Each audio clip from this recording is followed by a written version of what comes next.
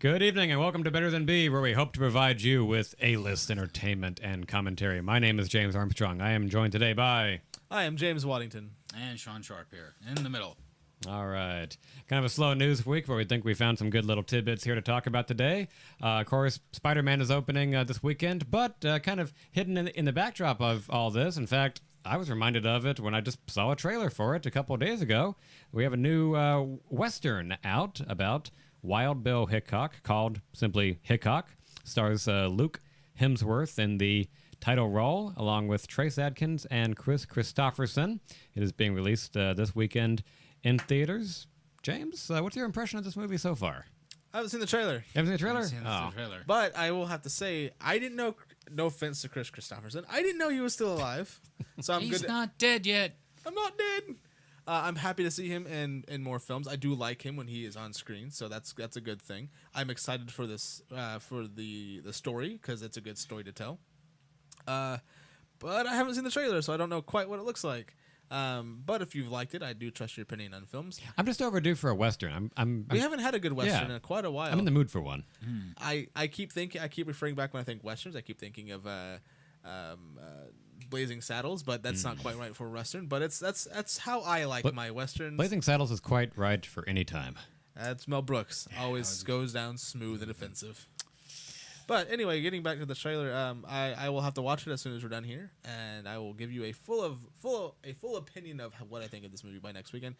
Where was the press for this movie? It's one of those movies that you wonder. Because if I watch a lot of freaking YouTube, nothing. I saw trailers for it.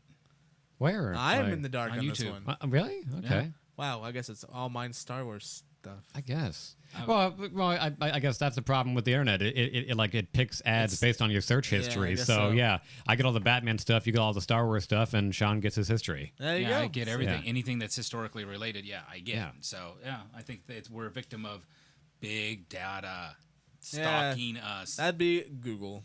Because then I jump on Amazon, Hey, it's all the stuff that's there. You're like, and suddenly it's all like Western stuff, or camping, or going out. oh, you go to west. Amazon, and then all of a sudden you go to Google, and all the ads in the Google ads are like all like stuff you looked at Amazon. You're like, God damn it. Yeah. Stop it!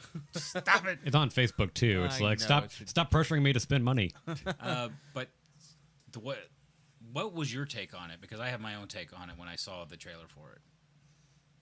Now that you've seen the trailer. It kind of reminded me a little bit of the Wyatt Earp movie starring Kevin Costner, where we're getting like that one. Where we're getting the beginnings of a Western legend, and he's got a few bad guys in his way, and he's got to shoot the fools. So it's a very not a very in-depth trailer. Of course, it's the only one I've seen, and I don't like them to give away too much of the plot. And I'm sorry to say I don't know too much about Wild Bill's background. And like as far as Western characters, we got a couple of Wyatt Earp movies. Obviously the one with Kevin Costner, and probably more famously Tombstone. I love Tombstone. Yes, but I don't know. Like I say, I was in the mood to. Oh yeah, I have two guns, one for each of you. Everybody has a quote from that movie. I know. Everybody. I just like the cup twirling thing. I gotta as a coffee drinker, I gotta learn how to do that without breaking a cup. Get a plastic one. Practice on that. Yeah, practice on that. But yeah, so I'm kind of looking forward to this one because I unfortunately don't know very much of the history, so it'll be kind of educational. We'll get some good gunfights. I think the trailer showed a few scenes from a Civil War battle as well, and I've always loved my Civil War history, so I'd like to see how Bill ties into that. Okay. Magnificent Seven. That was a Western, right? The new one. Yeah. Yeah. Well. Yeah. And the old one. Let's see. I was primarily, I immediately got the vibe that this is going to be more of a biopic. Okay. Kind of like of Tombstone, I love, but as a character study, Wyatt Earp is a far superior film with Kevin Costner because it really gets behind who he was before Tombstone, who he was after Tombstone. The thing with Hickok, I get the feel just watching little bits of it. It's going to be the first incident where he becomes famous. He has a lot of incidents of his life he's famous for, but I have a feeling this is going to be really early on in his career, and so you're going to hopefully get a lot of the backstory. And actually, I really like that. Just like with Kevin Costner's Wyatt Earp, you got to see what led him to end up in out in the West and be the type of man he was. Hickok's a historically pretty straightforward individual on the grounds of he shot people. Okay. He was good at shooting people. That's generally good. disliked people. Perfect for the job that he See, had. my grandpa has a very simple mantra when it comes to westerns, mainly like John Wayne movies, which is, just make sure you have enough shootouts. Yeah. So you can have all the biography stuff you want, just as long as you get some bad guys shot up in the process. No, as I said, I think this is going to be where he first made his name in the cattle towns, and he also has a deputy with him, which is a very key aspect of the narrative of Hickok. And I won't go into it. Okay. But the fact that he has a deputy is very important to the storyline of his development as a human Okay. and as a person. So I look forward to seeing it because I'm a sucker for historical films because I will always compare it to, well, what do we know versus what they presented. Yeah. And like just thinking over movies over the last 10 years, I mean, I remember in 2007, it was a big deal when they did a remake of 3:10 to Yuma because we hadn't seen a really big Western in a while. Mm-hmm. And we had the remake of Magnificent Seven not too long ago. The movie... There was a lot. That was a big gun battle one. There's a lot of bullets in that movie. Oh yeah, that scene with the Gatling. Oof, that was rough. Not accurate at all. No, for the mechanics of that gun and the how far it fired, how accurate it was, and the rounds it fired, completely inconsistent with real life. But that's okay. It's a movie. It's also the Magnificent Seven. That's true. You put ethnic differences apart, and you had a very diverse cast versus the Wild West, and a lot of issues they didn't touch upon because it would take away from the story. Yep. No. I'm not saying it was a bad thing. I just, when I saw it, I was like, that's not how that works. Yeah. That's not how the Force works. Sometimes zippers. Exactly. Yeah. Back to the zippers. Watch the Fourth Friday show. Yeah, watch the Fourth Friday show to understand that reference. But no, I think the most famous modern Western to me would be No Country for Old Men, where it was kind of it was a Western in the late 70s time period, brilliantly directed by the Coen brothers, had the great Western backdrops and very memorable villain to boot. Yeah, funny. I have Logan up there. Oh yeah, but I haven't watched it yet. But it's in the vein of a Western. Yeah. I want to see them do an Obi-Wan in the vein of a Western. That'd be cool. But Westerns, I hope they bring more of them back because a lot of the times when you think of Westerns, you think of the old TV special ones and spaghetti Westerns. Yeah. I want a nice hard hitting Western. Apparently, this might actually be that. Not like a hard hitting one, but something that's a little bit more not cheesy. Yeah. Well, the gritty. There you go. Gritty. Yeah. True grit. Gravitas. But that's another one, also directed by the Coen brothers, but they did the remake of True Grit, starring Jeff Bridges back in 2011. So much more close to the book. Yeah, absolutely close to the book. Still love John Wayne though.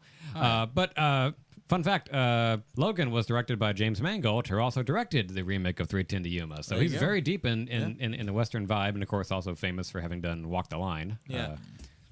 I'd have a 2-year-old. It's hard to watch an R movie with a 2-year-old, so I got to pick my time. Yeah. Probably Friday. It's probably Friday. Didn't hurt us. We grew up watching R movies as children. It's a new age, People. See, the difference between your generation and what the generation we have now, the millennials and past are stupid. Not that my son's stupid, but they blame they blame their problems on other people.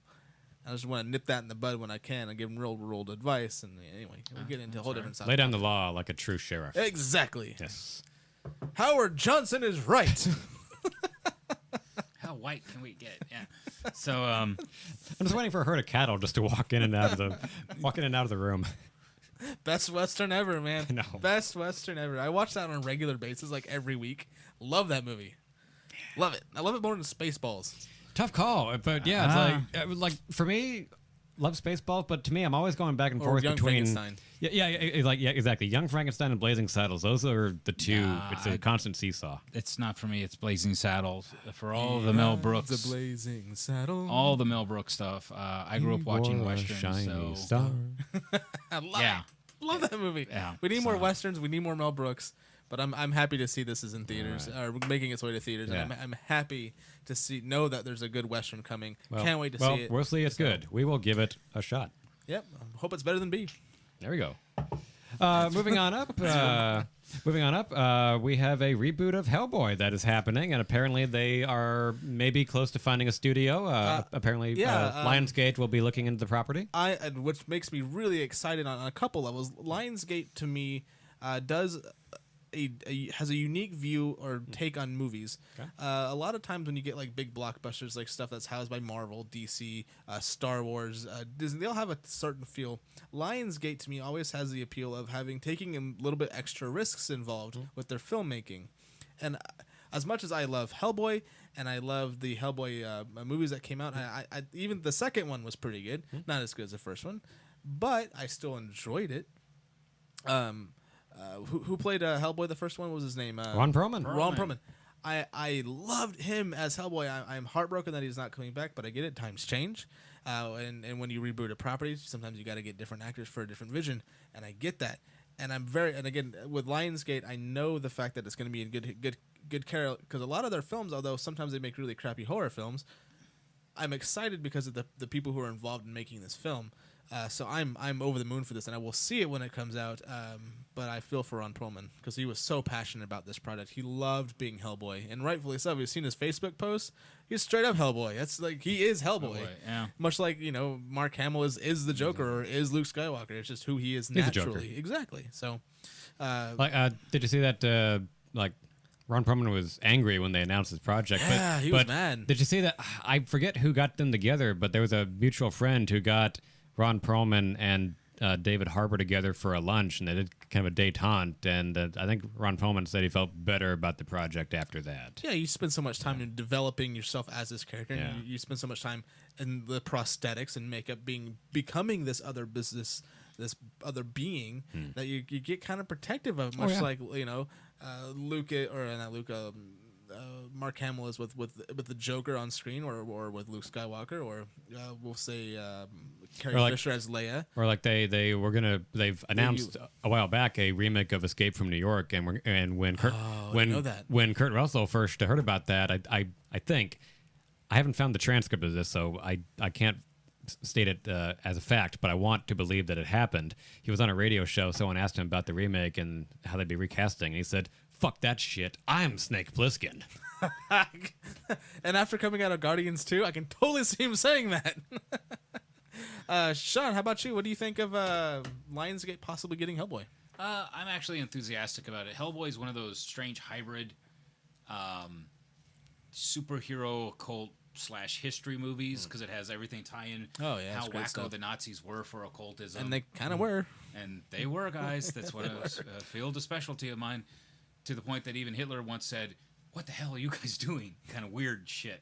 Weird shit. Even Hitler was going, "You guys are getting too weird for me." Oh. When Hitler says you're too intense, you have a problem. Yeah, you really do. But so it was always, really fun to have a pseudo history. Mm-hmm. It was really fun, and they did it really well in the first movie. And in 1954, when the occult wars ended and Hitler died. No, Hitler died in 45. Did he? What? It's like, whoa, I didn't see that coming. Oh, did he? Yeah. Well, kind of hitting on a real world thing. They just found a huge cache of like Nazi memorabilia, and where they like in a hole in the wall or something. Yeah, and what country was that? It was where the Nazi safe, like a lot of them went. Anyway, it was Argentina. Argentina. Yeah. So they found a huge cache of like Nazi artifacts in Argentina. They was told you they were here, but we didn't see. Y'all didn't believe us. For 50 years, guys, it's been on the interweb, not interwebs, but been out there. Yeah. Anyway. I was rewatching Boys from Brazil a few months back. Yeah, that one always creeps me out. Yeah, and that was a terrible conspiracy film, but really, conspiracy. They never went to South America. Nope. Right. That's a good one. But I like the actor that they picked to replace Perlman or take the new lead from Perlman. And as you said, when you reboot something and it's decades later, it is. It's been some time. You really need to, or at least a decade later, you really do need new blood, honestly. And there will always be the classic. Ron Perlman will always be Hellboy. Yeah, absolutely. Just like John Wayne will always be John Wayne, and Clint Eastwood will always be Clint Eastwood. No one's ever going to replace Clint Eastwood or John Wayne. I am excited about because Lionsgate, as you said, has usually great vision for movies, and they also have the willingness to let the directors have a lot of creative control. Yeah, they take risks, and a lot of times when they take the risk, it does pay off pretty well. So, I'm excited. What do y'all make of the possible title, which is Rise of the Blood Queen? I don't know much. I'm not a Hellboy comic, so reader. I don't know what that's referencing. If you guys know, please comment below and let us know. Thank you, Jeremy Johns. But yeah, comment, let us know, because we don't read the Hellboy comics, but it's been around for a while. Educate us. Yeah. As a graphic novel, I believe it is she was like a lot of movie characters of late, a secondary character. She didn't do this, did she? Possibly. Oh, but damn. Seeing that it was drawn, you would have to I see. I see what you did there. move the paper a little bit. But I do think she was a secondary minor character that they're elevating to bring in. And if you notice, they've done that a lot with the superhero movies. Yeah. Bring in, because then there's no extensive lore and history behind them.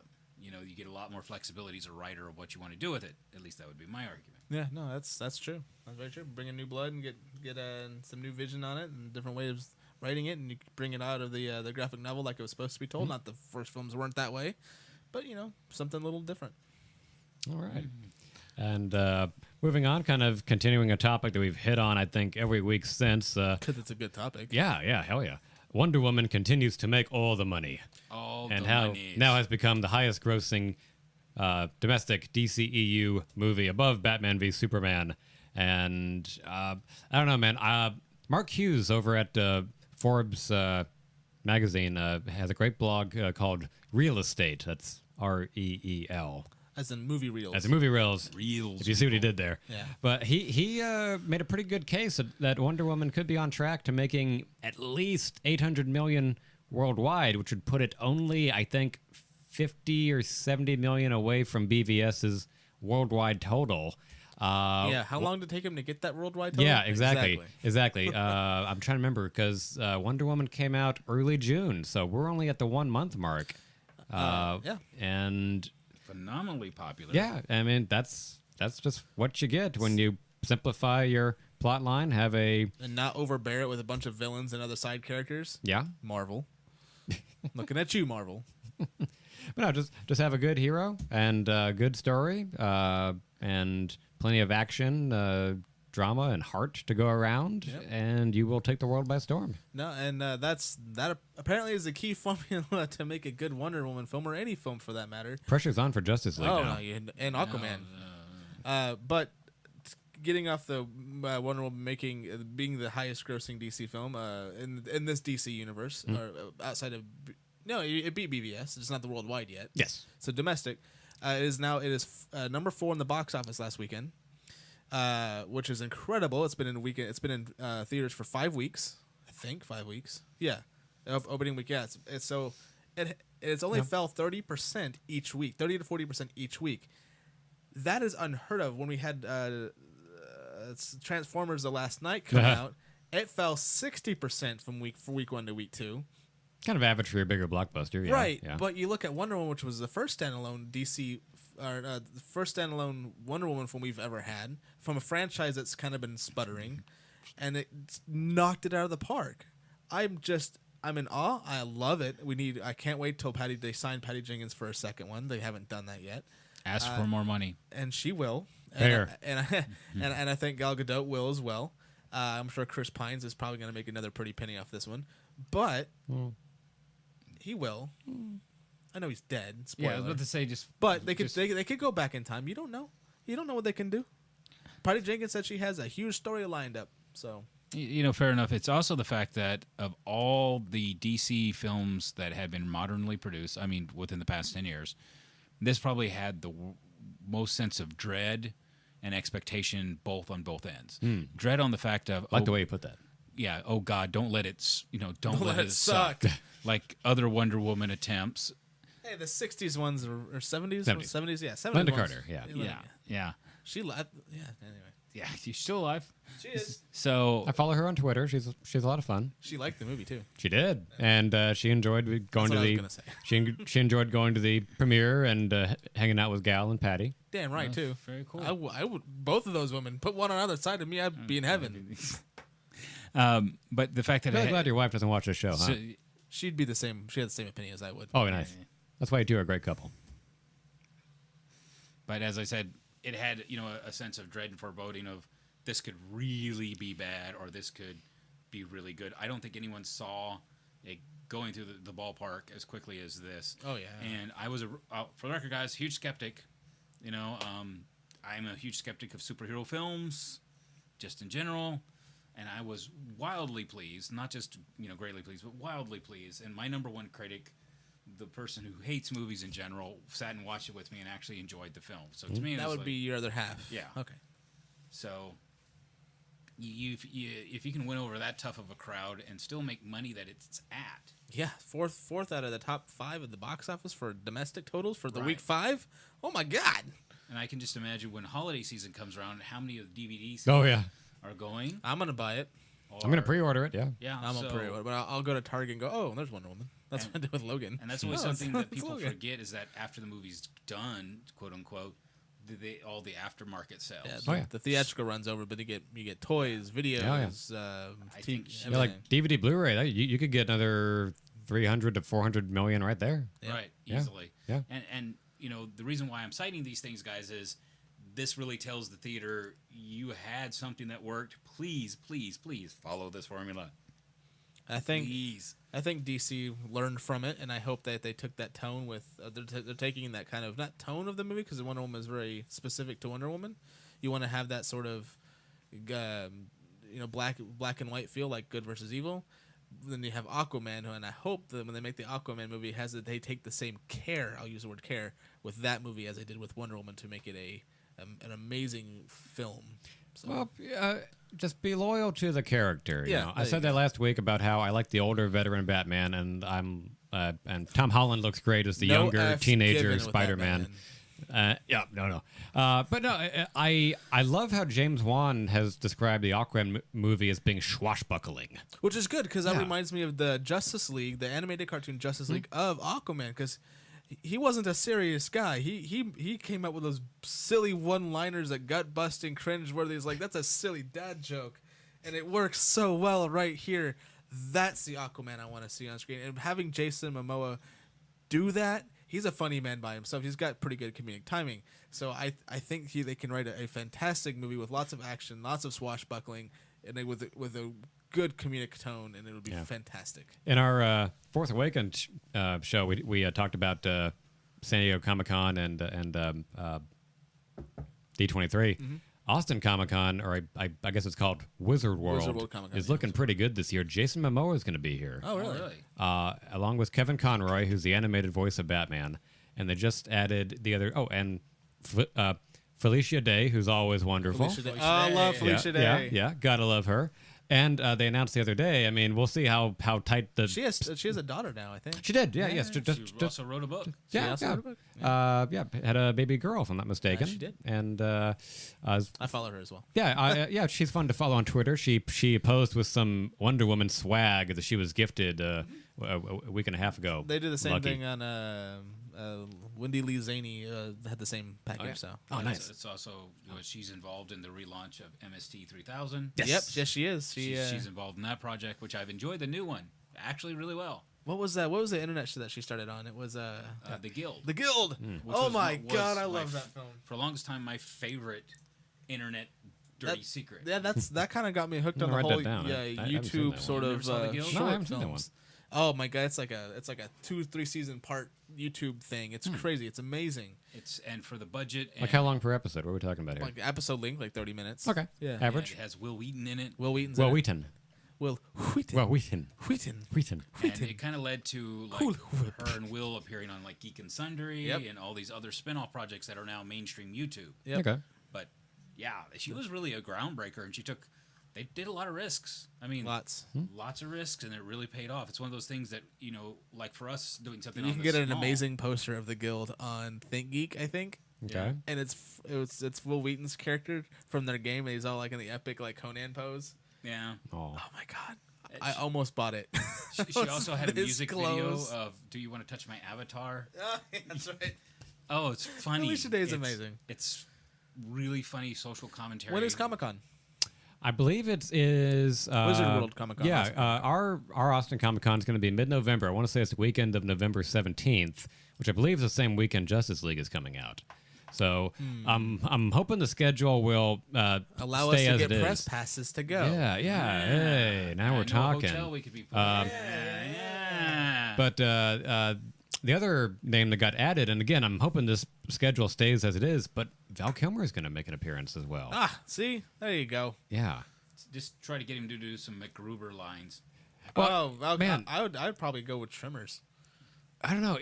I was talking about this with a coworker. Like, it's tough Bobby to... Lynn Dexter, Tammy Lynn Baxter. But it'd be tough, man, because Val Kilmer, I'm like, do I get him to sign something Batman Forever related? Although he was also in Tombstone. Yep. He was in Top Gun. He was in Top Gun. Real Danger genius. Zone. Danger Zone. And he was Jim Morrison in The Doors. I mean, Well, so many for me, great seminal parts. Val Kilmer was always the character from Real Genius. Yeah. Yeah, right. And Willow. Hello. Yep. Oh, Mad Willow. Monaghan, wait, with Warwick Davis, and I that told you that I was was a part. great. That was a partnership with George Lucas. Yeah. So, boom, there you go. You got when Kevin Bacon eventually dies or gets called back to the lower plane of hell that he's from. That was Kevin Bacon and Trimmers. Damn it, I'm dumb. It was the thing that Val Kilmer's going to be the great I was- connector between everything else. 7 degrees of Kevin Bacon. I was on the same plane. Damn it. 7 degrees of Kevin Bacon. All right, but I like this. I like this Comic-Con talk so much. We might just kick the last topic. That's fine. Want to do that? Yeah, let's just do that. all right, but I was also going to bring up don't forget Roosterteeth, RT. Roosterteeth. I don't know that one. Red versus Blue. They have their own convention here Oh, in yeah. Austin. It's a primarily a gaming convention. Okay. But they embrace comic books and movies as well. Okay. So it's kind of like a smaller San Diego Comic Con. Roosterteeth. Write that down. But it's here in Austin. They're the guys behind the movie Laser Force. Yeah.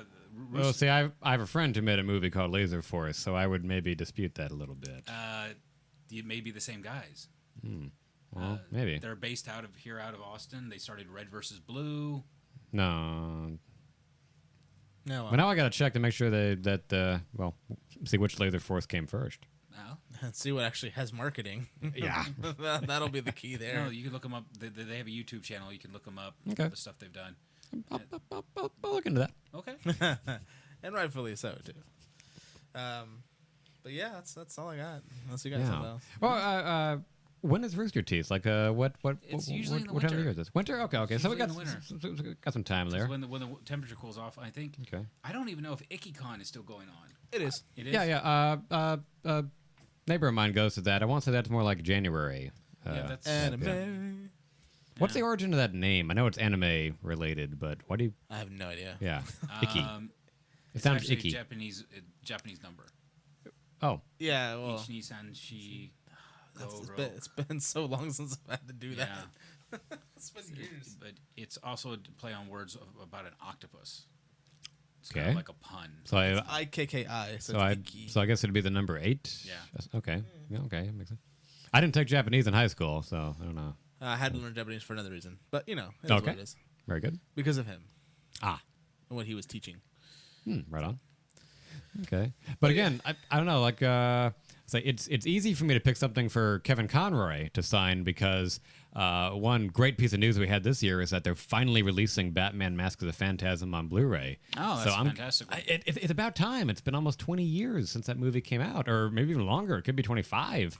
But I have my old VHS of Mask of the Phantasm. See, that's kind of what I'm doing with my VHSs. You know, I don't want to get rid of them, but a lot of them I can't watch anymore. get 'em signed and yeah, save just get them. them signed, get a little frame for them, and that's a nice way for that they're still contributing to my collection. Shadow box. Yeah, get a little shelf for them. So that's an easy one, but I don't know. I got to rack my brain to find something cool to possibly have Val Kilmer sign, and I just love the idea You of have being to able go to. with. I would go with Willow or Top Gun. Well, see, that's my Or thing. Is that Tombstone. For me, that it's yeah, Just get a yeah. picture, put all those in, have him sign the whole thing. Yeah, maybe. If I took all the boxes, took the tapes out, maybe folded them up, and maybe could oh yeah, it's not a bad idea actually. Can you just make your signature really big? Yeah, just tie it into line them all up, and he can sign across all the boxes. Yeah. To tie all that in, guys, he also started a movie, the Life of Billy the Kid, written by Gore Vidal. He starred as Billy the Kid. A really great biopic piece, just like what Hickok is looking to be. I have many beefs against Gore Vidal, so I think I'll avoid that one. So do I, but that was actually a good movie. Okay. Despite Gore Vidal. Gore Vidal owes Rod Serling an apology. That's all I'm going to say. Gore Vidal owes a lot of people apologies. That's all I'm going to say. Fair point. Fair point. Fair point. So, anyway, Hickok, we'll see how that movie goes. Hellboy's getting reinvigorated. Wonder Woman's still making all the money. And Austin Comic-Con, or Wizard World, looking to be a pretty good lineup this year. Yep. Yeah. We'll keep you guys posted on this channel, or we'll make a whole channel dedicated to all the movie and comic book news coming out of the Austin Wizard World Comic Con. We'd have to do something. It's our hometown event. You know, we got to like represent somehow. I will get in contact with them. And we welcome all the people who will be coming to Austin for Wizard World Comic Con, but please don't move here. We're full. Austin's full right now. I'll rent you a hotel room, but we're full. Yeah, we are. Yeah. We're full. It's like, it's also too hot here. You wouldn't be happy. You'll be happier someplace else. I had hair. It's heat killed it. Yeah, it's like 100 degrees outside. So, and it's gonna be like that for the next 2 months. So, it's hot. We can take it. We're from here. Yeah. Anyway, thank you for joining us for Better Than B. I am James Armstrong. I am joined by... I'm James Waddington. And I'm Sean Sharp. And please like, share, subscribe, and comment on DeathStryke Media's page on our Better Than B videos or Force Friday. And y'all have a good day. Bye.